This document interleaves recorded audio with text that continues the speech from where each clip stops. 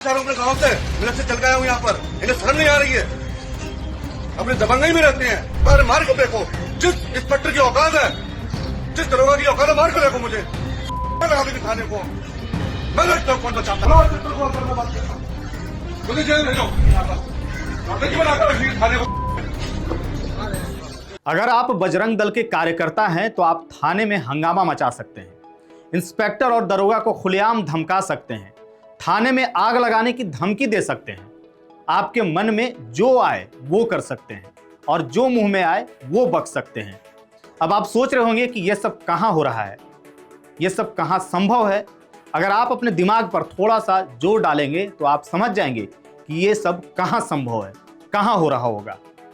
चलिए, अगर आप नहीं समझ पा रहे हैं तो मैं आपको बता देता हूं कि ऐसा कहां संभव है।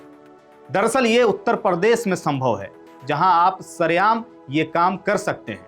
अगर आप किसी हिंदूवादी संगठन से जुड़े हुए हैं, थाने में उपद्रव मचा सकते हैं।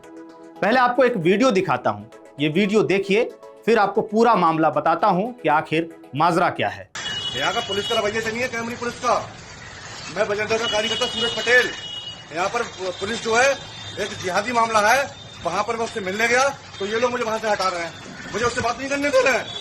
इन्हें शर्म आनी चाहिए कि मैं करने क्या आया हूँ, हिंदुत्व के लिए मर रहा हूँ। अपने गांव से मिलक से चल गया हूँ यहाँ पर, इन्हें शर्म नहीं आ रही है। अपने दबंगई में रहते हैं। कैमरी में एक बार कांड हो चुका है, इन लोगों के दिमाग में एक बात घुस गई है कि हमने भाजपा के लोगों को पीटा था, नेता को पीटा था। अरे मार के देखो, जिस इंस्पेक्टर की औकात है, जिस दरोगा की औकात है, मार के देखो मुझे थाने को। मैं लगता हूँ कौन बचाता है। बुलाओ इंस्पेक्टर को, अंदर मैं बात करता हूँ, मुझे जेल भेजो। बात कर रहा है खाली की यहाँ पर नौटंकी बनाकर रखिए। अरे बुलाओ, मुझे जेल भेजो। दरअसल उत्तर प्रदेश के रामपुर जिले के केमरी थाने से जुड़ा एक हाई वोल्टेज ड्रामा इन दिनों सोशल मीडिया पर तेजी से वायरल हो रहा है। वायरल वीडियो में खुद को बजरंग दल का नेता बताने वाला सूरज पटेल थाने के भीतर ही पुलिसकर्मियों के साथ बदतमीजी करता हुआ नजर आ रहा है। वीडियो में साफ देखा जा सकता है कि सूरज पटेल इंस्पेक्टर और दरोगा को खुलेआम धमकाते हुए कह रहा है कि अगर किसी ने उसे हाथ लगाया तो वह पूरे थाने में आग लगा देगा। इतना ही नहीं, वह पुलिस को चुनौती देते हुए यह तक कहता है कि जिस इंस्पेक्टर या दरोगा में हिम्मत हो, सामने आकर उसे मार कर दिखाए और उसे तुरंत जेल भेज करके दिखाए। सीधे तौर पर वो पुलिस को चुनौती दे रहा है, जहां कई पुलिसकर्मी खड़े हैं, थाने के भीतर है वो। अब आप सोचिए। आपको बता दें कि यह पूरा मामला उस वक्त और गंभीर हो गया जब सूरज पटेल ने आरोप लगाया कि वह पुलिस हिरासत में मौजूद एक आरोपी से मिलने थाने पहुंचा, लेकिन पुलिसकर्मियों ने उसे मिलने नहीं दिया। इसी बात से नाराज होकर के उसने थाने के अंदर हंगामा शुरू कर दिया। उसने पुलिस पर दबंगई का आरोप भी लगाया और कहा कि वह हिंदुत्व के लिए लड़ रहा है। अब आप सोचिए, थाने के अंदर हिंदुत्व बचा रहे हैं सूरज पटेल, और हिंदुत्व को बचाने के साथ साथ कानून व्यवस्था को हाथ में ले रहा है, पुलिसकर्मियों को धमका रहा है, थाने में आग लगाने की बात कर रहा है। इसके साथ ही सूरज पटेल पुलिस पर यह आरोप लगा रहा है कि पुलिस उसे जानबूझ करके परेशान कर रही है। गुस्से में वह पुराने मामलों का भी जिक्र करते हुए यह भी कहता सुनाई दिया कि पहले भी कैमरी थाने में भाजपा नेताओं के साथ मारपीट हो चुकी है और उसी का असर पुलिस के व्यवहार पर अब दिख रहा है। एक बजरंग दल का छोटा सा कार्यकर्ता थाने में आकर के धमकी दे रहा है, पुलिस को चुनौती दे रहा है और वही पुलिसकर्मी पर आरोप भी लगा रहा है कि बीजेपी नेता के साथ मारपीट हुई है। अब आप सोचिए कि किसी संगठन का एक छोटा सा कार्यकर्ता थाने में आकर के धमकी दे रहा है, तो क्या पुलिस किसी बीजेपी नेता को अंदर बुला करके पीटा होगा पुलिस ने? वहीं थाने के अंदर दिए इन बयानों और धमकियों का वीडियो जैसे ही सोशल मीडिया पर वायरल हुआ, हड़कंप मच गया। लोग सवाल उठाने लगे कि आखिर कोई व्यक्ति थाने में घुस करके पुलिस को इस तरह से कैसे धमका सकता है? क्या किसी संगठन से जुड़ा होना कानून से ऊपर होने का लाइसेंस दे देता है?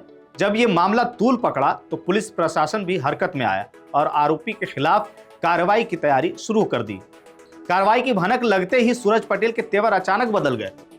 इसके बाद उसने सोशल मीडिया पर एक वीडियो भी जारी कर अपने व्यवहार के लिए माफी मांगी और कहा कि वह गुस्से में आकर के बहक गया था। उसने स्वीकार किया कि उसके मुंह से कुछ ऐसे शब्द निकल गए जो नहीं निकलने चाहिए थे और इसके लिए वह बार बार क्षमा मांगता हुआ नजर भी आया। थाना कैमरी की जो मेरी वीडियो वायरल हो रही है वो प्रखंड संयोजक सूरज पटेल, बजरंग दल मिलक। आवेश में आके मैं वहाँ पर भड़क गया और मेरे शब्द से कुछ गलत शब्द निकल गए मुंह से, उसके लिए मैं क्षमा प्रार्थी हूँ। मेरी कोई ऐसी मंशा नहीं थी वहाँ पर, लेकिन मैं अपने आप को रोक नहीं पाया, उसके लिए मैं बारंबार क्षमा मांगता हूँ। वहीं सूरज पटेल के माफी वाले वीडियो जारी करने के बाद पुलिस ने इस मामले को गंभीरता से लिया। थाने कैमरी परिसर में पुलिसकर्मियों के साथ अभद्र भाषा और धमकी देने के आरोप में सूरज पटेल के खिलाफ मुकदमा दर्ज कर लिया गया है। पुलिस अधिकारियों का कहना है कि कानून व्यवस्था से खिलवाड़ करने की इजाजत किसी को नहीं दी जा सकती है, चाहे वह किसी भी संगठन से जुड़ा क्यों ना हो। रामपुर के पुलिस अधीक्षक ने स्पष्ट किया कि मामले की जांच की जा रही है और कानून के अनुसार आगे की कार्रवाई की जाएगी। में एक थाना परिसर के अंदर एक युवक द्वारा अभद्र भाषा का प्रयोग करने का मामला प्रकाश में आया था, जिसमें इस युवक ने बाद में माफी भी मांग ली थी, परंतु उस युवक के खिलाफ अभियोग पंजीकृत करा दिया गया। सुना आपने पुलिस की तरफ से क्या बयान आया है कि कार्रवाई की जाएगी, लेकिन सवाल यह है कि क्या बस कार्रवाई की जाएगी? क्या इतना ही बहुत है और कुछ नहीं? बस इतना ही कि कार्रवाई की जाएगी। खैर, आगे कार्रवाई क्या होगी ये तो आगे ही आएगा, लेकिन अब इस पूरे मामले पर सबसे बड़ा और सबसे अहम सवाल खड़ा होता है कि अगर सूरज पटेल की जगह कोई अब्दुल नाम का मुस्लिम युवक होता तो क्या तस्वीर यही होती? क्या उसे सिर्फ माफी मांगने का मौका मिलता या अब तक उसके घर पर बुलडोजर चल चुका होता, जैसा कि उत्तर प्रदेश में हाल के दिनों में देखने को मिल रहा है? क्या बजरंग दल का कार्यकर्ता होने का मतलब यह है कि आप थाने में घुस करके पुलिस को धमका सकते हैं और बाद में माफी मांग करके आप बच सकते हैं और पुलिस फिर बाद में कहेगी कि कार्रवाई की जाएगी? इस पूरे खबर पर आपकी क्या राय है? आप क्या सोचते हैं? सूरज पटेल की इस हरकत पर आपकी क्या राय है?